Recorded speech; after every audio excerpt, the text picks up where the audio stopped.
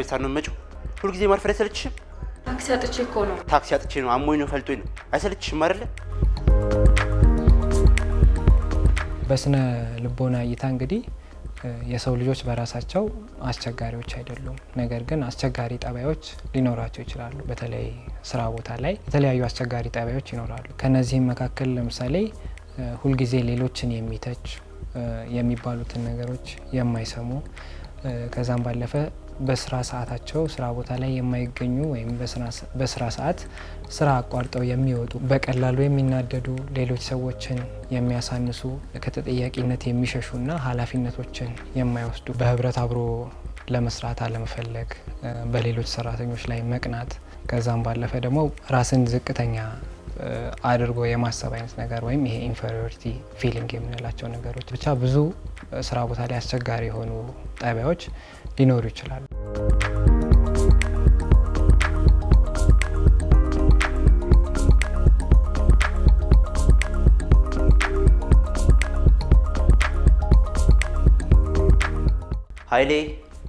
ኃይሌ ይህ ልጅ ምን ይሻለዋል?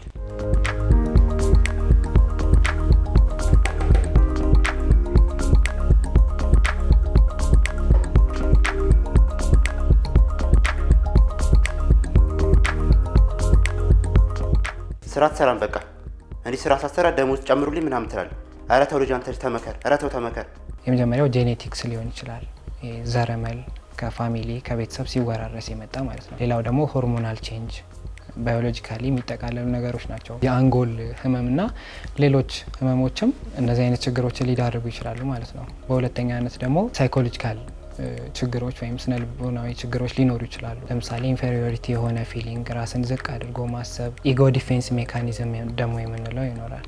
ራሳችንን የምንከላከልበት ሎጂካል ያልሆነ መንገድ ለእንደዚህ አይነት ነገሮች ሊዳርግ ይችላል ማለት ነው። ሌሎችም ስነ ልቦናዊ ችግሮች ሊኖሩ ይችላሉ። ፐርሰናሊቲ በራሱ ወይም ስብዕና የምንለው ራሱ በራሱ እንደ ፋክተር ሊጠቀስ ይችላል ማለት ነው። በሶስተኛነት ደግሞ ሶሻል ወይም ደግሞ ኢንቫይሮንሜንታል ኮዝ የምንላቸው ናቸው። እነዚህም ደግሞ ምንድን ናቸው? አንደኛ ያደግንበት አካባቢ በራሱ የራሱ አፌክት ሊኖሩ ይችላል፣ ለርኒንግ የምንለው ማለት ነው። ከዛ ባለፈ ደግሞ የልጅነት ቁስለቶች ካሉ እነዚህም ራሱ አንዳንድ ማህበራዊ ችግሮች ሊጠቀሱ ይችላሉ።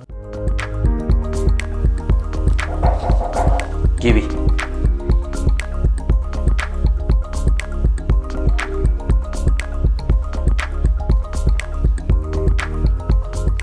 አንቺ መቼም ስራሽን በትክክል የምትሰሪው ያቀረብሽው ሪፖርት ትክክል አይደለም። ችግር አለ።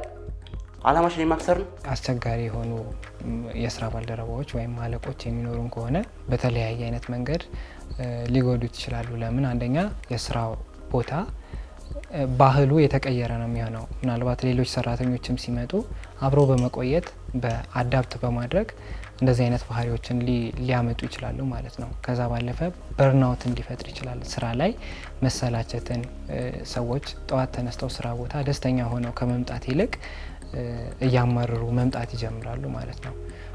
ከዚህም ባለፈ ፕሮዳክቲቪቲንም ይቀንሳል ማለት ነው። ጊዜያችንን ምናልባት እንደዚህ አይነት ነገሮችን በመዳኘት እንደ ኤችአርም በሌሎች ፖዚሽን ላይ ያሉ ሰዎችን እንደዚህ አይነት ነገሮችን በመዳኘት ፕሮዳክቲቭ የሆኑ ነገሮችን ከማድረግ ይልቅ በእነዚህ አይነት ነገር ጊዜያቸውን ሊጨርሱ ይችላሉ ማለት ነው። ጉዳቱ ዘርፈ ብዙ ነው። ያልኩሽ 2018 የሰጠሽኝ 2017 ከናሁን ጋር ነበር የሰራነው እና የዚህ ወር ሳይሆን የቀደመው እንዲገባ ነበር።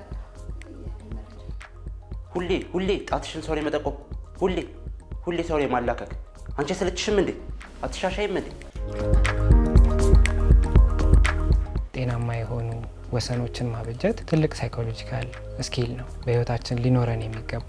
እሱንም ስንል ምን ማለታችን ነው? የሌሎችን መብት ሳንነካ የራሳችንንም መብት ማስጠበቅ ማለት ነው። ለመከባበርም በስራ ቦታ ላይ ባውንደሪን መጠበቅ ወሳኝ ነገር ነው ማለት ነው። ይህን ስናነሳ ደግሞ አሰርቲቭነስ ስኪል የምንለው ስኪል ይኖራል። አሰርቲቭነስ ስኪል ማለት ኦቨር በሆነ መንገድ አክቲቭም ፓሲቭም ሳይሆኑ 50% ላይ ሆኖ የራስን ባውንደሪ ማስጠበቅ ማለት ነው። ምሳሌዎችን መመልከት የምንችል ከሆነ በስራ ቦታ ላይ አለቃችን ምናልባት ቀን ስንሰራ ውለን ሌሊት እየሰራችሁ ማደር አለባችሁ ቢለን እሺ ብለን መቀበልም ተገቢ ነገር አይደለም አይደል? ለምን? ቤተሰብ ይኖረናል፣ የራሳችን ላይፍ ይኖረናል፣ ረፍት ማረፍም ይኖርብናል። ይሄ ፓሲቭ የሆነ ቢሄቪየር ነው ማለት ነው። አክቲቭ ከሆነ ደግሞ ምናልባት እዛ ሰው ላይ በንዴት ልንናገር ልንቆጣ ምናምን እንችላለን። ይሄም ተገቢ ነገር አይደለም። ሰው አሰርቲቭነስ ስኪል ማለት ፖዚቲቭሊ ያንን ነገር ማድረግ እንደማንችል ሌላ ቀን በአግባቡ ልንሰራው እንደምንችል ጥሩ የሆነ ኮሚኒኬሽን መፍጠር ማለት ነው። ሰው አሰርቲቭነስ ስኪል ባውንደሪ ለመጠበቅ መሰረታዊ የሆነ ነገር ነው። ወይ ተቃጠልኩ እኮ እነዚህ ሰራተኞች እንደሆነ አይሻሻሉ ጨጓራ ይላሉ እኮ ምን ይሻለኛል? እንዴ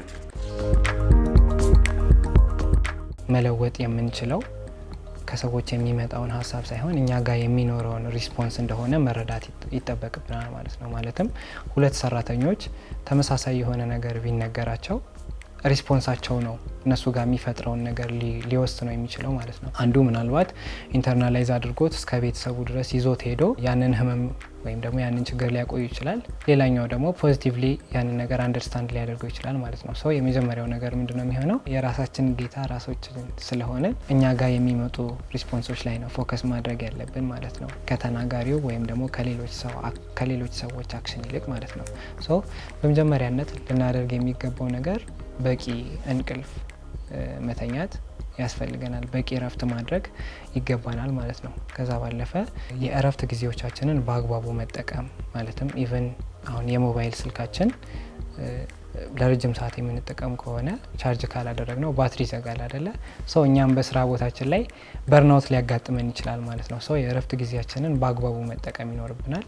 ይሄ አካላዊ እንቅስቃሴዎችን ማድረግ ሞር አእምሯችንን ሪላክስድ ሆኖ እንዲቆይ ያደርግልናል ማለት ነው። ከዛ ባለፈ ያው በየትኛውም ሃይማኖት ውስጥ ብንሆን ከፈጣሪ ጋር ያለንን ኮኔክሽን ማስተካከል ይኖርብናል። ኦር ጸሎት ማድረግ በራሱ እንደ መፍትሄ የሚወሰድ ነገር ነው ማለት ነው። ጭራሽ ቤት ሳንሆን መጪው ሁልጊዜ ማርፈር አይሰለችሽም? ችግር የለም የደሞዝ ቀን እናውራ ነች።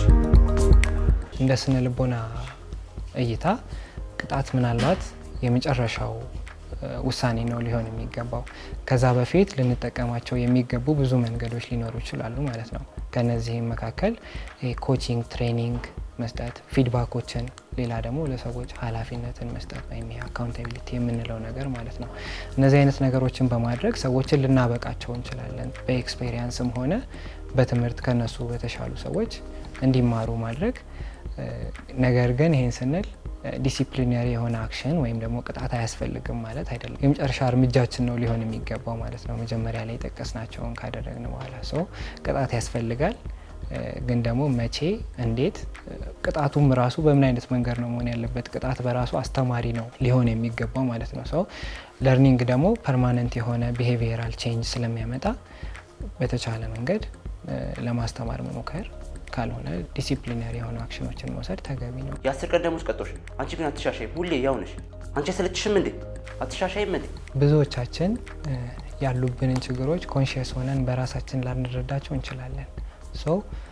ሁሌም ቢሆን ከሌሎች ሰዎች ፊድባክ መቀበል መቻል ይኖርባቸዋል እነዛ ሰዎች። በዛ መሰረት ደግሞ ፊድባክ የምንቀበለው ጀስት ችግሮቻቸውን ለማወቅ ብቻ ሳይሆን ለችግሮቹ መፍትሄ ለመስጠትም ጭምር ፊድባኮችን መቀበል፣ ከሌሎች ሰዎች ሜንተር መውሰድ፣ ያልተፈቱ ሌሎች ችግሮች ካሉባቸውም ባለሙያዎች ጋር በመሄድ ችግሮችን ለመፍታት መሞከር። ለምሳሌ የፋሚሊ ጉዳዮች ሊኖሩ ይችላሉ፣ በትዳር ላይ ያሉ ችግሮች ሊኖሩ ይችላሉ፣ ኢኮኖሚካሊ የተለያዩ ችግሮች ሊፈጠሩ ይችላሉ። እነዚህ ሁሉ በስራ ላይ ለሚፈጠሩ መስተጓጎሎች ፋክተር ሊሆኑ ስለሚችሉ ሌሎች ችግሮችን እንደ ችግርነታቸው በአግባብነቱ መፈታት ይኖርባቸዋል ማለት ነው።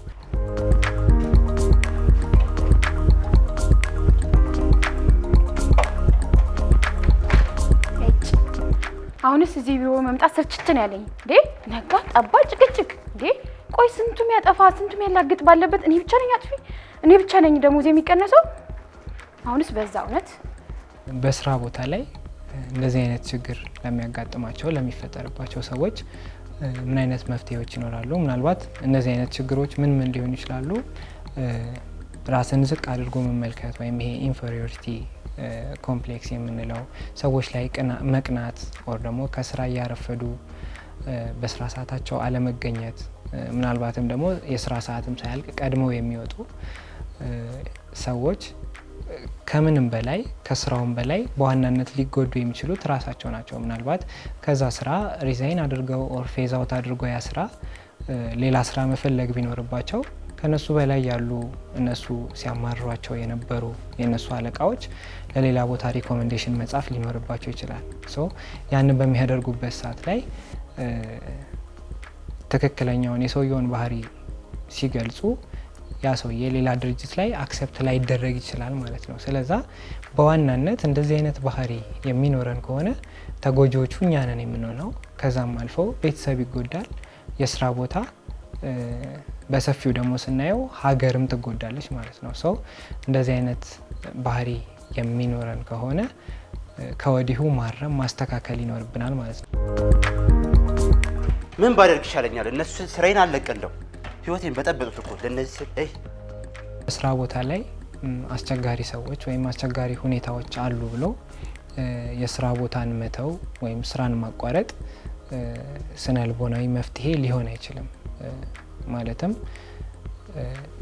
መሸሽ በራሱ መፍትሄ ሊሆን ስለማይችል ማለት ነው። ከዛ ይልቅ የትኛውን ቦታ ብንሄድ አስቸጋሪ ሰዎች አስቸጋሪ ሁኔታዎች ሊኖሩ ስለሚችሉ በስራ ቦታ ላይም የሚኖሩ ችግሮችን ወይም ደግሞ አስቸጋሪ የሆኑ ሰዎችን በጥበብና በመረጋጋት ማለፍ፣ ይሄ ኢሞሽናል ኢንቴሊጀንስ ወይም ደግሞ የስሜት ብልሃት እንለዋለን ማለት ነው። እያንዳንዱ ሰው በስራ ቦታ ላይ ሊገነባው የሚገባው እንደዚህ አይነት ኢሞሽናል ኢንቴሊጀንስ ይኖራል ማለት ነው። የትን ብንሄድ አስቸጋሪ ሰዎችና ሁኔታዎች ሊኖሩ ስለሚችሉ